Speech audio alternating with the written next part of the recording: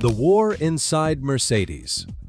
He spent years waiting for this moment, years proving himself, grinding through bad cars, bad seasons, watching others take the spotlight.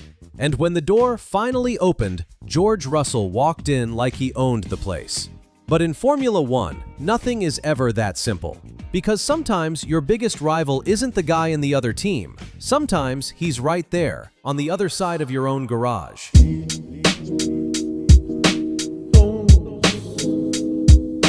George Russell was never just another driver. From the very beginning, Mercedes picked him, specifically, intentionally. He entered their junior program as a long-term investment, the guy who was being quietly prepared to carry the team after Lewis Hamilton was gone. That was the plan. That was always the plan. He won the Formula 3 championship in his first attempt. Then he went to Formula 2 and did the exact same thing.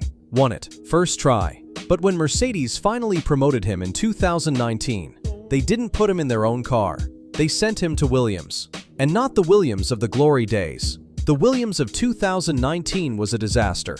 The slowest car on the grid, a team running on fumes, fighting financial problems just to survive another season. Most drivers in that position would have disappeared. Russell didn't. For 3 years, he did what needed to be done. He survived. He qualified better than anyone in that car had any right to qualifying. He destroyed his teammates, including Robert Kubica, a former race winner with years of experience. He made people notice him even when the car was invisible. And in 2022, the door finally opened. Mercedes brought him home, into the seat next to Lewis Hamilton, 7-time world champion, the most successful driver in the history of the sport. The guy who had basically built the modern era of Mercedes dominance alongside Nico Rosberg. Even there, even in that pressure, Russell didn't crumble. He went head-to-head with Hamilton. He got his first wins. He grew. He showed that he belonged. The narrative seemed obvious. George Russell was the future of Mercedes. He just needed the right car.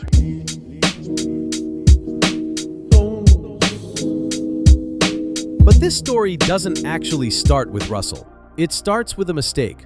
A missed opportunity that happened years before any of this, in a moment that Mercedes has never stopped thinking about. Because there was another driver, another young talent on the market, a kid who was aggressive, different, impossibly quick. Someone who had racing in his blood literally, not metaphorically. His mother was one of the top kart racers of her generation.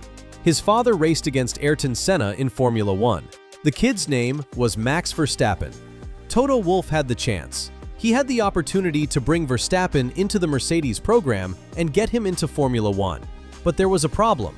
Jos Verstappen, Max's father, wanted his son to skip Formula 2 entirely, go straight from Formula 3 to Formula 1. And Toto hesitated. It wasn't an unreasonable hesitation. At the time, Mercedes already had Hamilton and Rosberg in the car, two world-class drivers fighting each other every weekend. There was no seat available, no clear path, no obvious timeline. So Toto offered a future, a possibility, something down the road. That was enough for Helmut Marko. The Red Bull advisor didn't hesitate for a single second. He saw what Toto was too cautious to act on, and he moved fast.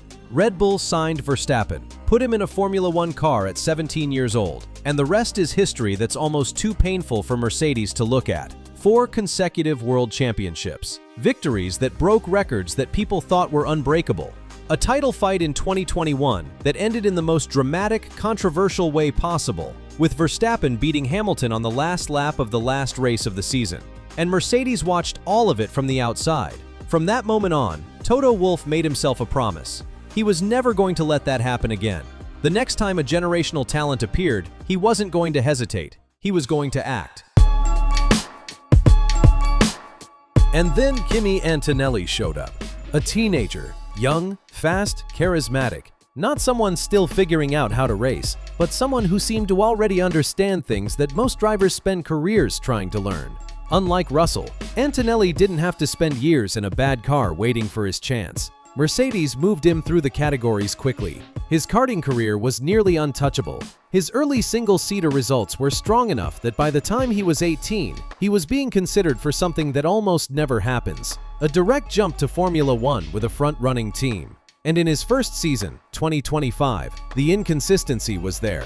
You'd expect that from any rookie, especially one in a high-pressure environment. He made mistakes. He was beaten convincingly by Russell for most of the year. But there were moments, flashes, raw speed that you can't teach, can't manufacture, can't coach into someone. Speed that either exists or it doesn't. And by the end of 2025, something was shifting.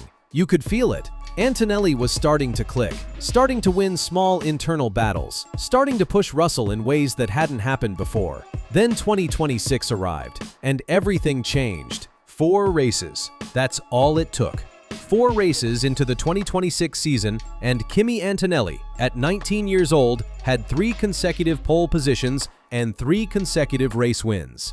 3 poles, 3 wins in a row. That puts him in a very, very small group of drivers who have ever done that in Formula One. He leads the championship with 100 points. George Russell is second, not with a bad score, not with a terrible season, but with 80 points. 20 points behind his own teammate. And the moment that crystallized everything happened in Miami.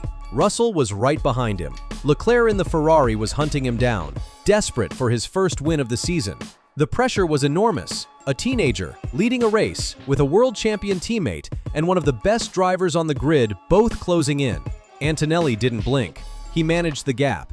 He worked with the team on strategy. He held the position and crossed the line first for the 3rd time in a row. At 19 years old. Suddenly, Mercedes didn't have a future anymore. They had 2 presents. 2 drivers right now, both capable of winning races, both with a real shot at the championship. And the question that had always been theoretical, what happens when these 2 actually fight each other at the front, wasn't theoretical anymore. George Russell was still there, still racing, still in 2nd place in the championship. He wasn't failing, he wasn't falling apart, he wasn't making a series of big mistakes. By any normal measure, 80 points after 4 races is a strong start. But in Formula One, you don't have to do anything wrong to start losing ground. You just have to not be the fastest person in your garage. And that's the trap Russell is in right now.